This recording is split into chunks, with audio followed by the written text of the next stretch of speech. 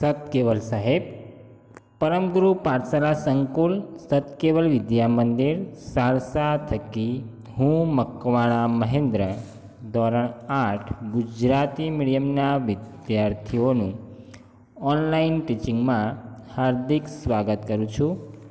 વિદ્યાર્થી મિત્રો, સ્લાઇડ જોઈને તમને ખ્યાલ આવી ગયો હશે. આજનો સબ્જેક્ટ ઇંગ્લિશ છે. Unit 3 what were you doing અને ટોપિક કવર એક્ટિવિટી 3, 4, 5 જે આપણે અ લેટર તેના વિશે આપણે અગાઉ પાર્ટ 1માં અભ્યાસ કર્યો હતો.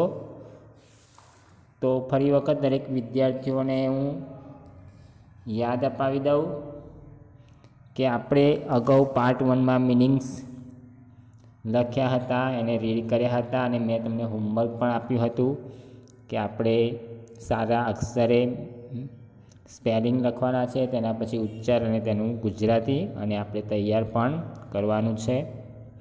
આપણે મિનિંગ્સને રીડ કર્યા હતા.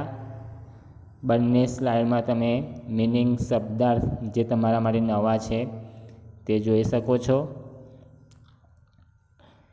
ત્યારબાદ આપણે એક્ટિવિટી 3 તરફ ગયા હતા અને તેમાં આપણે જોયું હતું કે ટીના તે નગર હાલોલ નગરમાં રહેતી હતી અથવા રહે છે.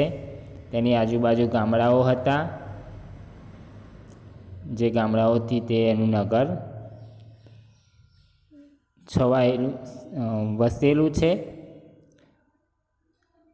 તે વડોદરાથી ખૂબ દૂર પણ નથી. અને ટીનાએ 2 ફેરની મુલાકાત લીધી હતી, વિલેજ ફેર અને ટ્રેડ ફેર. વિલેજ ફેર જે હાલોલ નજીક હતો તેની મુલાકાત લીધી હતી અને થોડા દિવસો બાદ વડોદરામાં તેને ટ્રેડ ફેર એટલે વ્યાપારી મેળાની મુલાકાત લીધી હતી. અને તેને સંબંધિત એટલે કે જે મેળાની તેને મુલાકાત લીધી તેની વાત તે તેની ફ્રેન્ડ મીનાને પત્ર દ્વારા કહે છે. અને મીના કે જે ભુજમાં રહે છે. ત્યારબાદ આપણે વિલેજ ફેર વિશે જોઈ ગયા હતા. વિલેજ ફેરનું આપણે ઘણું બધું આગળ વર્ણન જોયું હતું. તો હવે આપણે વધારે સમય ન બગાડતા આપણે ફરી વખત વન્સ અગેન 25માં છેલ્લો પેરેગ્રાફ તરફ જઈશું, છેલ્લી 2 લીટી. કારણ કે આપણે પહેલાં વિલેજ ફેર વિશે ભણી ગયા હતા અને હવે આપણે ટ્રેડ ફેર વિશે ભણવા જઈ રહ્યા છીએ. એટલે તમારે દરેક વિદ્યાર્થીઓને ટેક્સ્ટબુક હોય તો ટેક્સ્ટબુકમાં 25 પેજ નંબર, લાસ્ટ 2 પેરેગ્રાફ, છેલ્લા 2 પેરેગ્રાફ કાઢશો અને મને શાંતિથી સાંભળશો. છેલ્લા 2 પેરેગ્રાફ આશા રાખું વિદ્યાર્થીઓને મળી ગયા હશે. આફ્ટર સમ ડેઝ, થોડા દિવસો બાદ, વી visited a trade fair in Vadodara. થોડા દિવસો બાદ તેઓ વ્યાપારી મેળાની એટલે કે વડોદરામાં વ્યાપારી મેળાની મુલાકાત લીધી હતી. It was a school trip. તે સ્કૂલની ટ્રીપ હતી, પ્રવાસ પર્યટન હતું. We went there on a Sunday. તેઓ ત્યાં રવિવારે ગયા હતા. We went by a bus. તેઓ બસ દ્વારા ત્યાં ગયા હતા. There was no entry fee. અને ત્યાં કોઈ એન્ટ્રી ફી એટલે કે પ્રવેશ ફી ન હતી.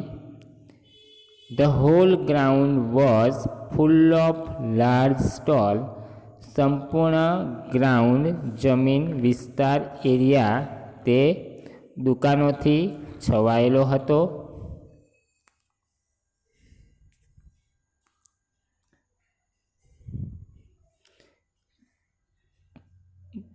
There were many stalls of electronics goods like TV, VCR and music system. અહીં ઇલેક્ટ્રોનિક સામાન જેવા કે ટીવી, VCR અને મ્યુઝિક સિસ્ટમ વગેરેના ઘણા સ્ટોલ હતા. The girls on the counters were well dressed. Counter પરની છોકરીઓ સુસજ્જ એટલે કે સારા ડ્રેસમાં પોશાકમાં હતી, સારો ડ્રેસ તેમને પહેર્યો હતો. They were answering the question of visitors with a smile. તેઓ મુલાકાતીઓના પ્રશ્નોના ઉત્તરો સસ્મિત આપી રહ્યા હતા, એટલે કે સ્મિત સાથે તેઓ જવાબ આપી રહ્યા હતા. તો અહીંયા સુધી આપણે અગાઉ પાર્ટ 1માં શીખ્યા હતા. મેં તેનું ફરી વખત રિવિઝન કરી દીધું છે, તેમાં જ આપણે કન્ટિન્યુ કરીશું. પેજ નંબર 26 પર તમે ઉપર અબવ જોઈ શકો છો.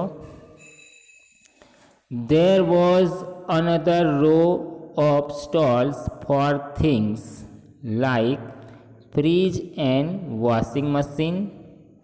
ત્યાં સ્ટોલની એક બાજુ હાર, રો એટલે હાર એટલે લાઈન કતાર, ફ્રીજ અને વોશિંગ મશીન જેવી વસ્તુઓ માટે હતી. One salesman was demonstrating the use of mixer grinder. અને એક સેલ્સમેન મિક્સર ગ્રાઇન્ડરનો પ્રત્યક્ષ ઉપયોગ દેખાડી રહ્યો હતો, ડેમોન્સ્ટ્રેટિંગ કરી રહ્યો હતો. Two younger women were asking him some question. બે યુવાન મહિલાઓ તેને કેટલાક પ્રશ્નો પૂછી રહી હતી.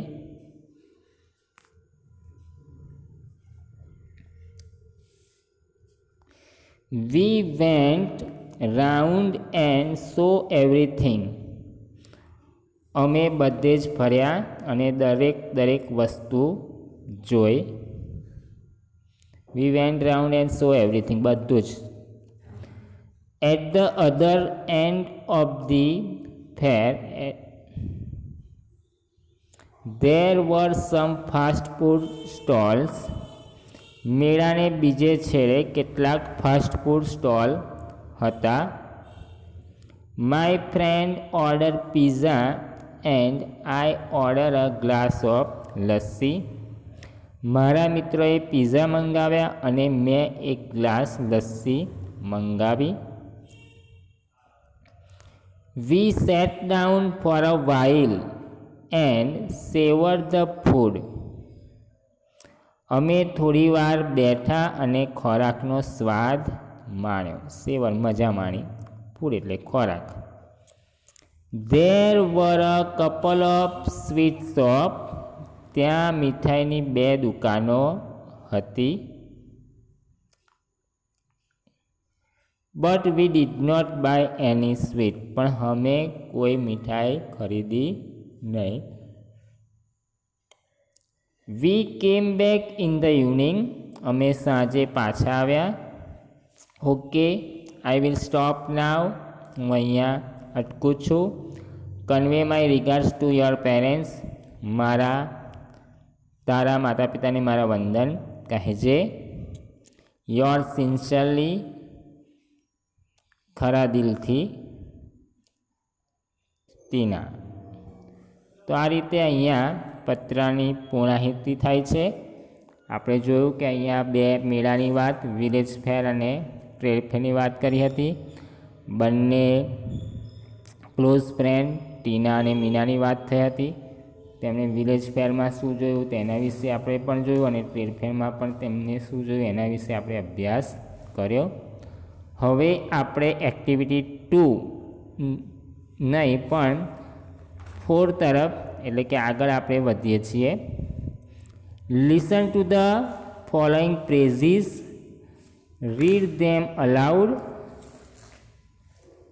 Find out similar phrases from the letter in activity 2 and 3. Follow the example. વિદ્યાર્થી મિત્રો, અહીંયા આપણે એક્ટિવિટી 4 જે તમને આપ્યું છે એક્ઝામ્પલ તમે જોઈ શકો છો. કેમ બેક ફ્રોમ અમરેલી, તો કેમ બેક ઇન ધ ઇવનિંગ એનો સિમિલર ફ્રેઝિસ, એનો સિમિલર રૂઢિપ્રયોગ અથવા તેના જેવો શબ્દ તેના જેવું વાક્ય, આમ તો રૂઢિપ્રયોગ કહી શકાય ફ્રેઝિસ, તો એવું તમારે એક્ટિવિટી 2 અને એક્ટિવિટી 3માંથી શોધીને લખવાનું છે. આપણે એક્ટિવિટી 2નો અભ્યાસ કર્યો નથી, પણ તેમ છતાં તમે જાતે પેજ નંબર 24 એક્ટિવિટી 2માં તમે જોઈ શકો છો અને તમને તેનો આન્સર મળી જશે. આ એક્ટિવિટી તમે જાતે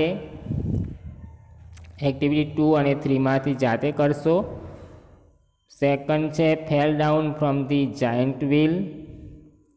તો એ તમારે આ એક્ટિવિટી 2 અને 3માંથી દરેક એક્ટિવિટી 4ના આન્સર તમે ફાઇન્ડ આઉટ કરશો. 3 નંબર પર છે looking at the birds. 4 number પર laughed at my friend. 5 number પર a couple of days. 6 number પર end of the movie. 7 number પર ફૂલ ઓફ વોટર. 8 નંબર પર climb up the hill. 9 number પર row of trees. 10 number પર set down on the road. તો ફરી વખત દરેક વિદ્યાર્થીઓને આ સેલ્ફ સ્ટડીનું હોમવર્ક છે, જાતે તમે કરશો અને તમને આનંદ પણ મળશે અને તેના આન્સર તમને મળી પણ જશે. ત્યારબાદ mark T for true or F for false in the brackets against each. પહેલું છે ટીના વિઝિટેડ ધોલાવીરા. ટીનાએ ધોલાવીરાની મુલાકાત લીધી હતી.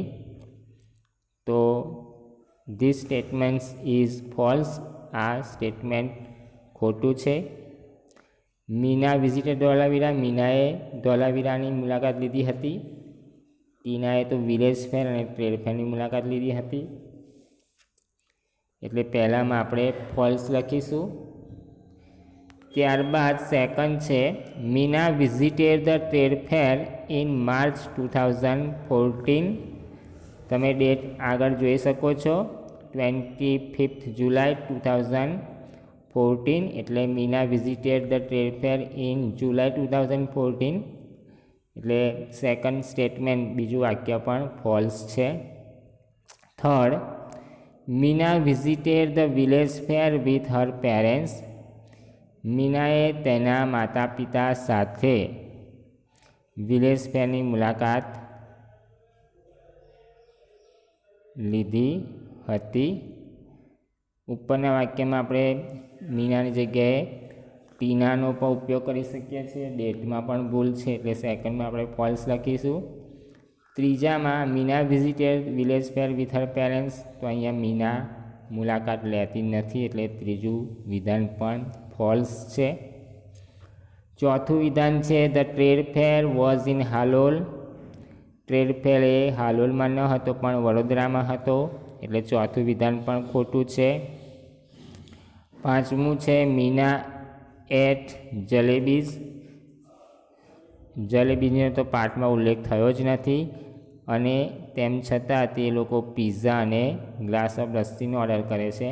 એટલે મીના એટ જલેબીઝ તે સ્ટેટમેન્ટ પણ ખોટું છે. ટૂંકમાં 5 વિધાનો ખોટા છે, જે વિદ્યાર્થીઓ ધ્યાન આપશે. ત્યારબાદ એક્ટિવિટી 5 2-2ની જોડીમાં કામ કરો.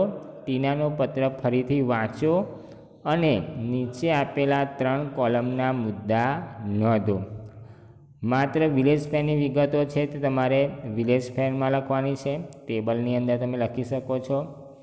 માત્ર ટ્રેડ ફેરની વિગતો છે તે તમે ટ્રેડ ફેર કે વ્યાપારી મેળાની મુલાકાતની વિગત છે તે તમે વચ્ચે ટ્રેડ ફેરમાં લખવાની છે અને બંનેને લાગુ પડતી વિગતો તમારે છેલ્લે લખવાની છે. એટલે આ હોમવર્ક છે તમારું. આ તમારે સેલ્ફ સ્ટડી છે, તમારે જાતે કરવાનું છે. બરાબર છે. તો એક્ટિવિટી 5 તમે જાતે દરેક વિદ્યાર્થીઓ કરશો અને આવડે એવી જ છે. એટલે તમે જાતે કરીને તેનો આનંદ પણ મેળવી શકો છો. Study the details in activity 3. The two fairs have something similar and some different. Activity 3માં તમે જુઓ છો કે કેટલીક વસ્તુઓ જુદી છે અને સરખી છે. Write a paragraph. તેનો પેરેગ્રાફ લખવાનો છે. So what is similar by using words like and also too. આ શબ્દનો ઉપયોગ કરીને તમારે શું સરખું છે તે લખવાનું છે. So what is different by using the word but, અને બટ દ્વારા વિરોધાર્થી કેમનો ઉપયોગ થયો છે તે પણ તમારે શીખવાનું છે. તો આ વિદ્યાર્થી જાતે એક્ટિવિટી કરશે અને ત્યારબાદ આપણે ડિટેલમાં તેનો અભ્યાસ કરીશું, પણ એ પહેલાં તમે જાતે તેનો અભ્યાસ કરશો. જો કોઈ વિદ્યાર્થીઓને એક્ટિવિટી 4માં આન્સરમાં કોઈ મુશ્કેલી અનુભવતા હોય તો મેં અહીંયા એક્ટિવિટી 4ના આન્સર લખેલા છે, પણ તમારે પહેલાં જાતે ટેક્સ્ટબુકમાંથી ફાઇન્ડ આઉટ કરીને લખવાના છે અને ત્યારબાદ આ સ્લાઇડ જોઈને તમારે કન્ફર્મ કરવાનું છે કે મેં જે જવાબ લખ્યો છે તે સાચો છે કે ખોટો. તમે એક્ટિવિટી 4ના આન્સર જોઈ શકો છો, સામે ટ્રુ ફોલ્સના આન્સર પણ જોઈ શકો છો, અને મેં કહ્યું તેમ 5 વિધાનો ખોટા છે, જે તમને યાદ રહી જાય એવું પણ છે. તો હવે છૂટા પડતા પહેલાં ફરી વખત દરેક વિદ્યાર્થીઓને યાદ કરાવી દઉં કે એક્ટિવિટી 2 અને 3 સારી રીતે વિદ્યાર્થીઓ અભ્યાસ કરશે. એક્ટિવિટી 2 રીડ ધીસ સ્ટોરી, વિનુવાળો લેસન જે છે પેજ નંબર 24, એમાં જે સ્ટોરી આપી છે, look at the following pictures and write appropriate sentence below each picture. પિક્ચરને અનુરૂપ તમારે ઉપર પેરેગ્રાફ આપ્યો છે તેના વાક્યો લખવાના છે અને તમને આવડે એવું પણ છે, એટલે દરેક વિદ્યાર્થીએ એક્ટિવિટી 2 જાતે કરવાની છે. એક્ટિવિટી 3 અ લેટર 2 થી 3 વખત દરેક વિદ્યાર્થી ઘરે વાંચશે, જેથી કરીને તે સ્વાધ્યાય પોથીના question answer, true false, fill in the blanks કે અન્ય એક્ટિવિટી કે એક્સરસાઇઝ જાતે કરી શકે. ત્યારબાદ એક્ટિવિટી 4 એ આપણે હમણાં જ કરાવી છે અને એક્ટિવિટી 5 એ તમારું હોમવર્ક છે. આ રીતે આપણે અહીંયા unit 3 what were you doing તેમાં એક્ટિવિટી 2, 3, 4 અને 5 કમ્પ્લીટ કરીએ છીએ. અન્ય કોઈ એક્ટિવિટી બાકી હશે તો આપણે નવા લેસનમાં તેનો સમાવેશ કરીશું. તમારું હોમવર્ક તમને યાદ કરાવી દઉં.